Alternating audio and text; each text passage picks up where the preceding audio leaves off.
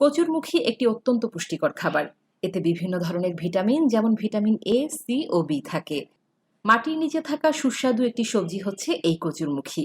সারা বছর এটি পাওয়াও যায় সুলভ মূল্যে। কচুরমুখী দিয়ে রান্না তরকারি খেতে দারুণ মজা। শুধু স্বাদেই নয়, কচুরমুখী গুণেও অনন্য একটি সবজি। প্রিয় দর্শক, ভর্তা বাঙালির সবসময়ের পছন্দের খাবার, এ কথা বলার অপেক্ষা রাখে না। যে কোনো কিছু দিয়েই ভর্তা তৈরি করে গরম গরম এক প্লেট ভাত কিন্তু নিমিষেই খেয়ে ফেলা যায়। আজকে দারুণ সুস্বাদু কচুরমুখী ভর্তা তৈরি করে দেখাচ্ছি। চলুন দেখে নেই এর পুরো প্রস্তুত প্রণালী। কচুরমুখীর ভর্তা তৈরি করার জন্য প্রথমে কচুরমুখীগুলোকে সেদ্ধ করে নিতে হবে। আমি একটা হাঁড়িতে পর্যাপ্ত পরিমাণ পানি দিয়ে 3টি বড় বড় সাইজের কচুরমুখী নিয়ে নিয়েছি। এগুলোকে প্রথমে সেদ্ধ করে নেব। কচুরমুখীগুলোকে এমনভাবে সেদ্ধ করে নেব যাতে এই হাঁড়িতে যে পানিগুলো আছে সেগুলো পুরোপুরি শুকিয়ে যায়। তো দেখতে পাচ্ছেন আমার এই কচুরমুখীগুলো বেশ ভালোভাবে সেদ্ধ হয়ে গেছে। এবার আমি পরবর্তী স্টেপে চলে যাচ্ছি।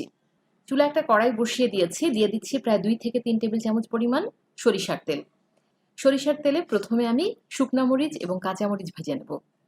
অবশ্যই ঝালটা আপনারা আপনাদের পছন্দ অনুযায়ী বাড়িয়ে কমিয়ে নিতে পারেন। আমি এখানে কাঁচামরিচ এবং শুকনো মরিচ দুটোই ব্যবহার করছি ভর্তা তৈরির জন্য। 3টা শুকনো মরিচ এবং 2টো কাঁচামরিচ নিয়ে নিলাম। কাঁচামরিচগুলো ভাজার সময় অবশ্যই একটু ভেঙে দেবেন, না হলে কিন্তু কাঁচামরিচগুলো ফুটতে থাকে। তো এগুলো ভাজা হয়ে গেলে একটা বাটিতে উঠিয়ে আমি প্রায় 8 থেকে 10 কোয়া রসুন এই তেলেই ভেজে নেব। চুলার জাল মাঝারি অবস্থায় রেখে 2 থেকে 3 মিনিট রসুনগুলো ভেজে নেওয়ার পর আমি এর মধ্যে হাফ কাপ পরিমাণ পেঁয়াজ দিয়ে দিচ্ছি। পেঁয়াজ এবং রসুনগুলোকে বেশ ভালোভাবে ভেজে নেব, এতে করে ভর্তার মধ্যে চমৎকার একটা ফ্লেভার আসবে। পেঁয়াজ রসুন ভাজা হয়ে গেলে এগুলোকে উঠিয়ে নিচ্ছি।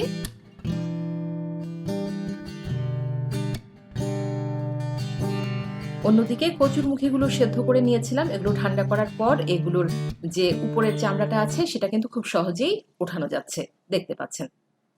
এবার ভর্তা তৈরি করে নেওয়ার পালা। শুকনা মরিচ এবং কাঁচামরিচের উপর পর্যাপ্ত পরিমাণে লবণ ছিটিয়ে আমি এগুলোকে ভেঙে নিচ্ছি। এরপর পেঁয়াজ, রসুন, ধনিয়া পাতা সমস্ত উপকরণ একসাথে মেখে নিচ্ছি।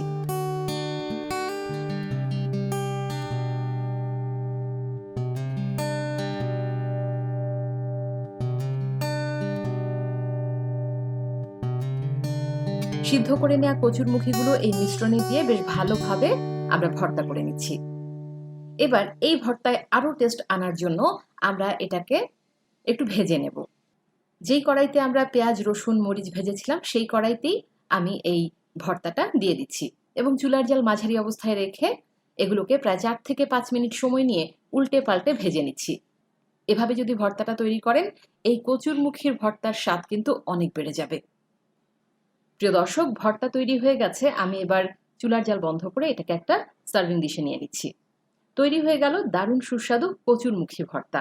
আশা করছি এই সহজ রেসিপি আপনাদের ভালো লেগেছে। পরবর্তীতে নতুন কোনো রেসিপি নিয়ে আবার হাজির হয়ে যাব। সবাই ভালো থাকুন, সুস্থ থাকুন। আল্লাহ হাফেজ।